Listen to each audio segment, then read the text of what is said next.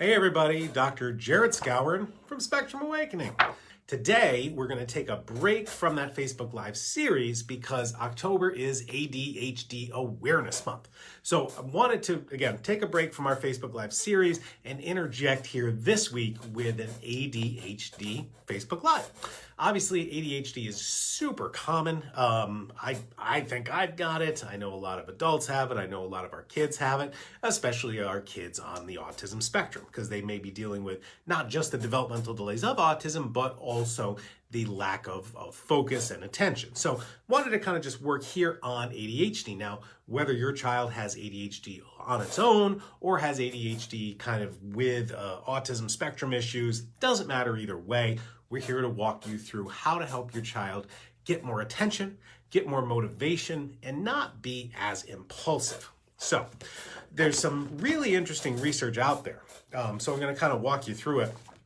And the other thing that I want to talk about is, I'll be kind of introducing how I help our kids with ADHD, but I also have a course on our website that gets into more detail about how you can really test all the things that we're going to talk about, brain chemicals mostly, how you can test those, how you can order those tests with your physician if you don't work telemedicine with me, as well as how to interpret those when you get those back and what to do about it. So my online course really gets into the nitty-gritty of how do I test my child, not for ADHD, but for the mechanics behind it, and how do I treat those tests when I get the results back. So that's kind of a bigger course, more than this Facebook Live can handle, but we'll be talking about that in a little bit. All right, so let's take a step back and look at ADHD now in the 21st century, okay?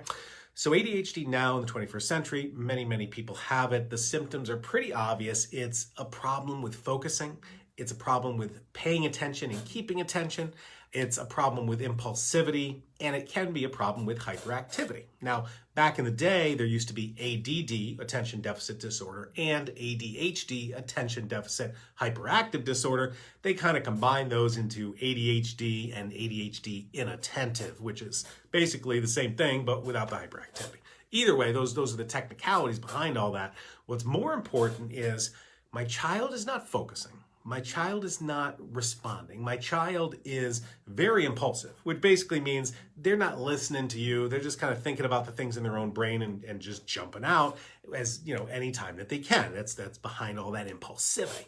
So when we take a look at that and say, okay, all these symptoms are pretty similar, but where does it come from?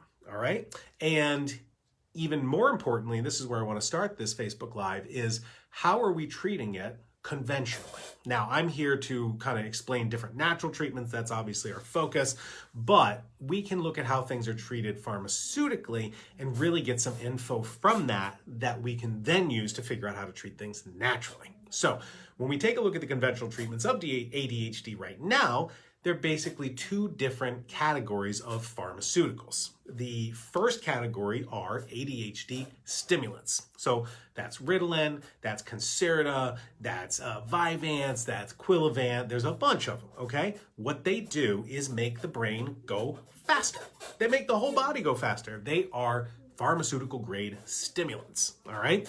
Now this then kind of brings up a paradox, and you say, well, wait a minute, my kid is hyperactive and bouncing off the walls, and I give him a stimulant and he calms down, all right? That's obviously a paradox. It doesn't seem to make sense to us. However, once we start understanding how ADHD occurs in our body and in our brain, then it starts to make more sense. So we'll get there. Some of the kids who go on those stimulants, and you may be one of these, where we give the stimulants like Ritalin or Concerta, etc., and my hyperactive kid gets more hyperactive. They have sleep problems. They have aggression problems. They are just like exponentially going crazy, all right? How does an ADHD stimulant cause some kids to calm down, but other kids to ramp up crazy-like, all right? That doesn't seem to make sense. And it doesn't seem to make sense because we're basically treating symptoms instead of treating biology. And that's where we've got to get to be better, is treating the biology of how these symptoms occur, because there are multiple roads that these symptoms are coming from. All right, same symptoms, different causes. So that's kind of the ADHD stimulant category. Now we've got the ADHD non-stimulants. And the most common of these are guanfacine and Intuniv, all right? Guanfacine and Intuniv are blood pressure sedatives. They're blood pressure relaxants. They reduce your blood pressure, okay? That's how these work. They basically take a child who's hyperactive and make them more calm by decreasing the amount of blood flow to the brain. Okay, it works. It works. When you need to, it works. So sometimes kids are put on stimulants and they work, okay?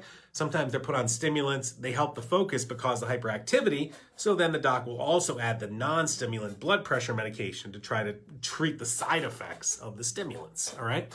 And then other kids just need the sedatives, just need the guanfacine, the blood pressure medication, to kind of bring down their hyperactivity. So that is the kind of quick summary of ADHD conventional medications. We either take a brain and stimulate it and make it go faster. Sometimes it works, sometimes you get more hyper, or we take a brain and we decrease the blood pressure and we use it as a sedative so that the child is more calm, all right?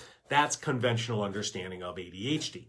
Now, let's take the extra step of understanding the biology inside the brain, where this comes from, and how we can treat it naturally, all right?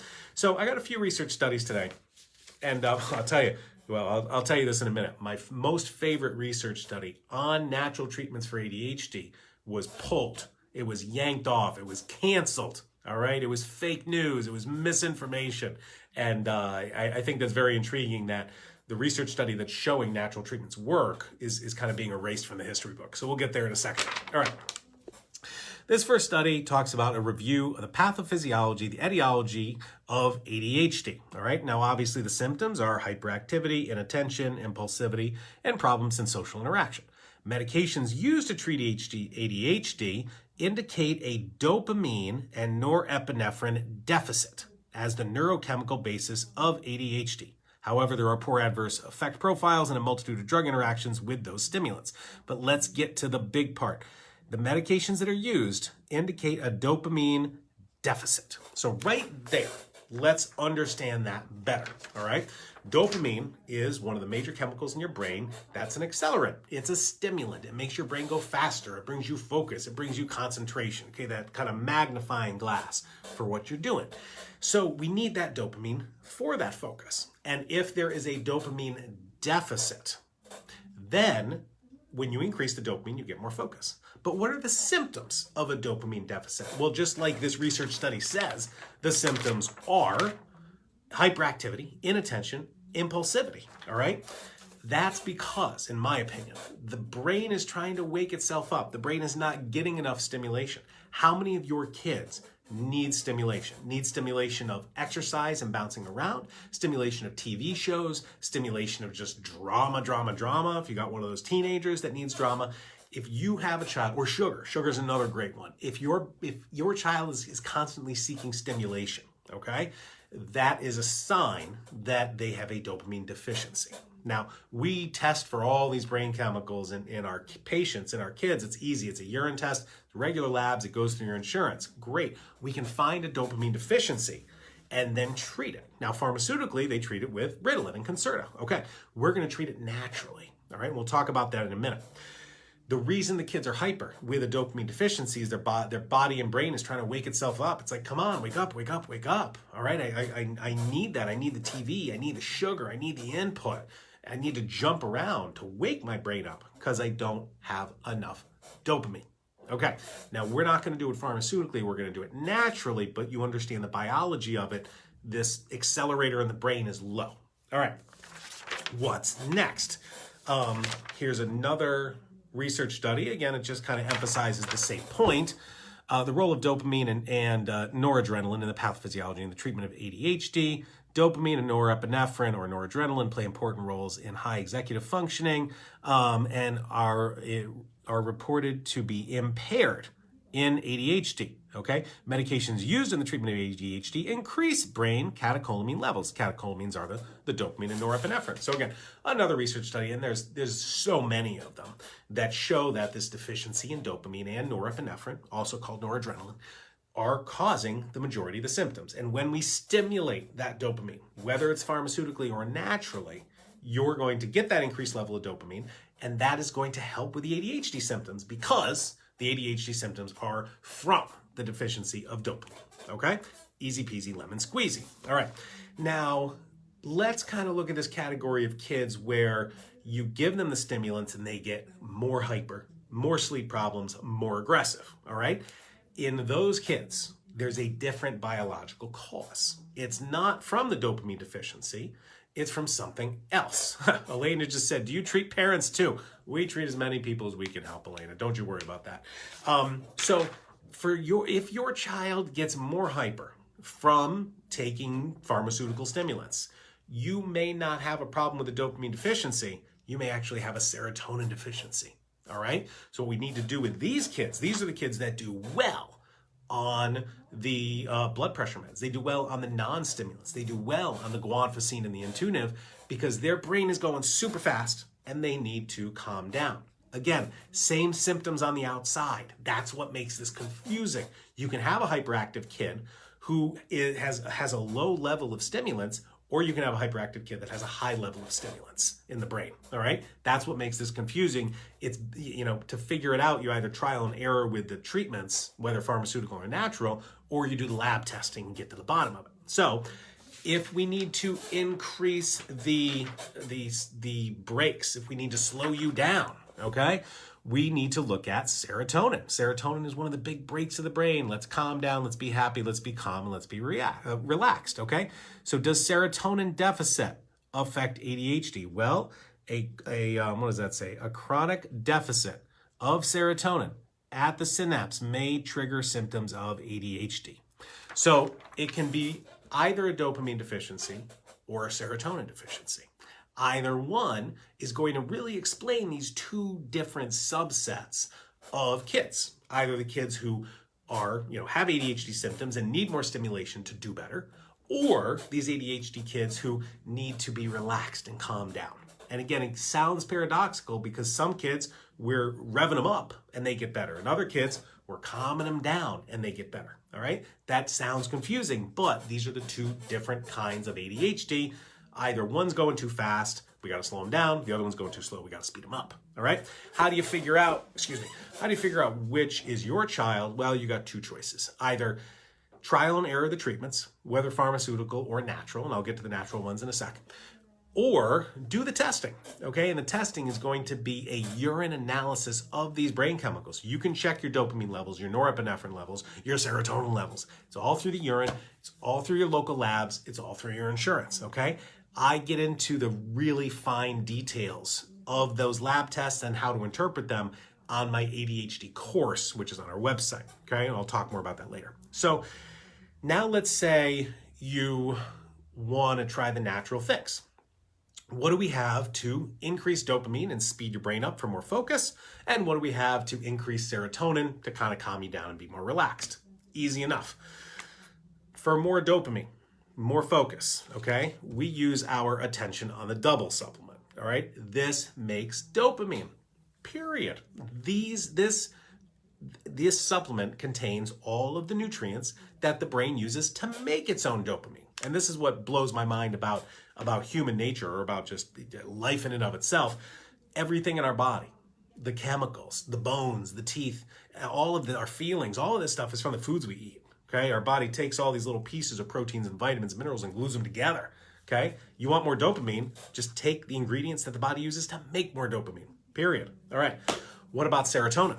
Okay, we use our super serotonin support. Again, has the ingredients that the body uses to make more serotonin. So this one increases dopamine, revs up the body. This one calms it down. Which do you need? Again, you either do the lab work and go that way, or you trial and error and say, hey, let me try this one, see how they do. Let's try this one, see how they do, okay? Now, I know you guys have tried a bunch of stuff. That's why your closets are full with different vitamin supplements. That's why we got a 30-day money-back guarantee, okay? So if you try something, doesn't work for your child, don't like it, doesn't matter why, you got 30 days to send it back for a refund, okay? So that's, I want you guys to try things because I know something will work for your child, and I would rather you try something and send it back than not try it at all. All right, so how do we know that these amino acids work? Okay, I just found this out before I got on Facebook Live, and it kind of made, first of all, it kind of emphasized that conspiracy theorist in me. So this is one of my favorite research studies. This study was published in 2011. Okay, down here, you see 2011. This research study is the treatment of ADHD with amino acids. Period. Okay? Treatment of ADHD with amino acids, with the serotonin, with the tyrosine. Okay? It really emphasized all the amino acids you can use to treat ADHD. Okay? Published in 2011. What happened last year in 2020? 9 years after this was published, they made it disappear. They took it off the shelves. They canceled it, okay? False information, fake news.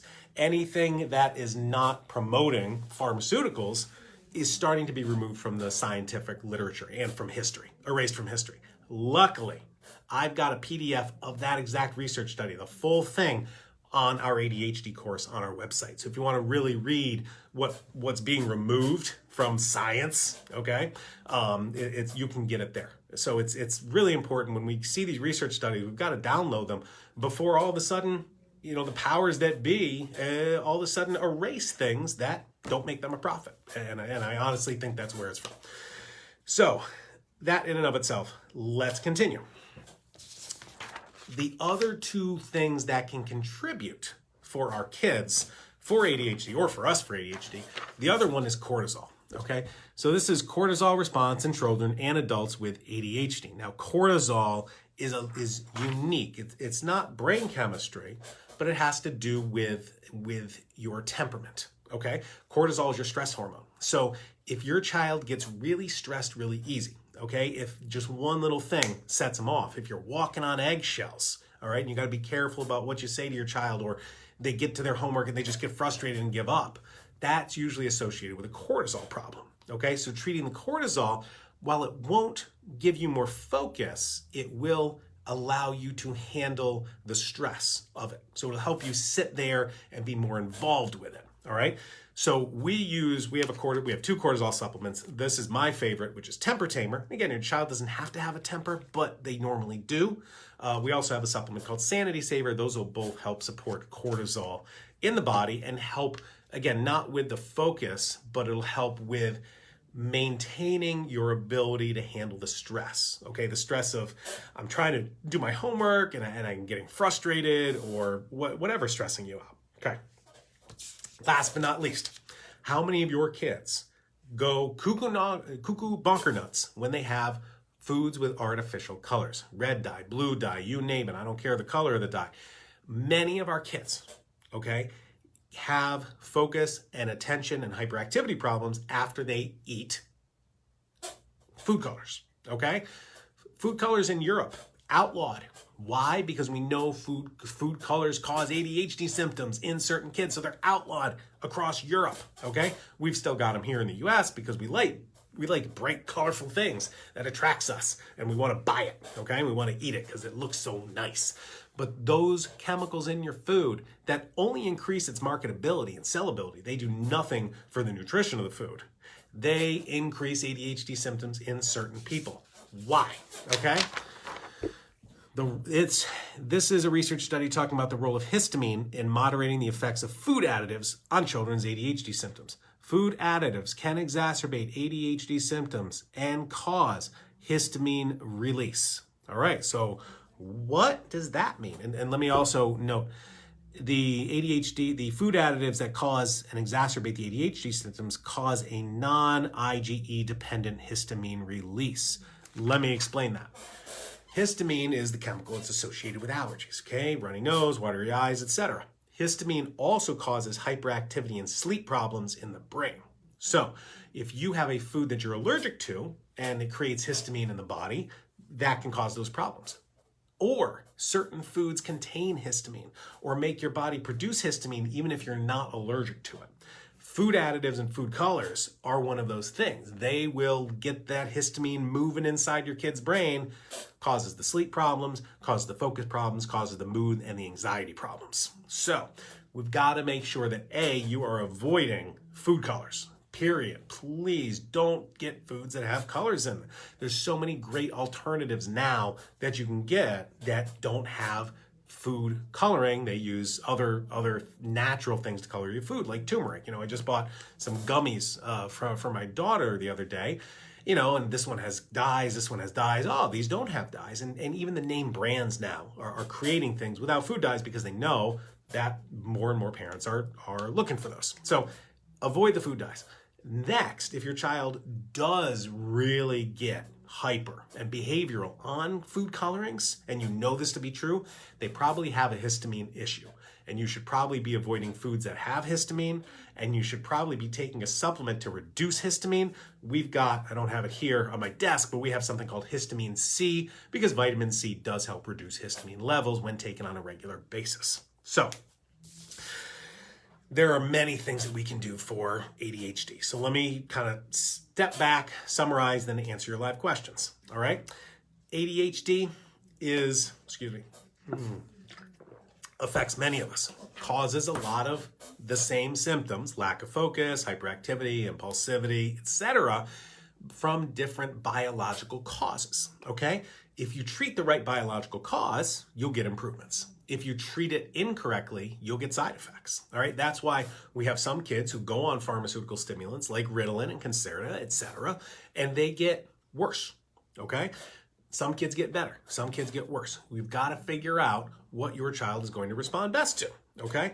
How do we do that? Either A, trial and error, or B, start doing some of this brain chemistry testing.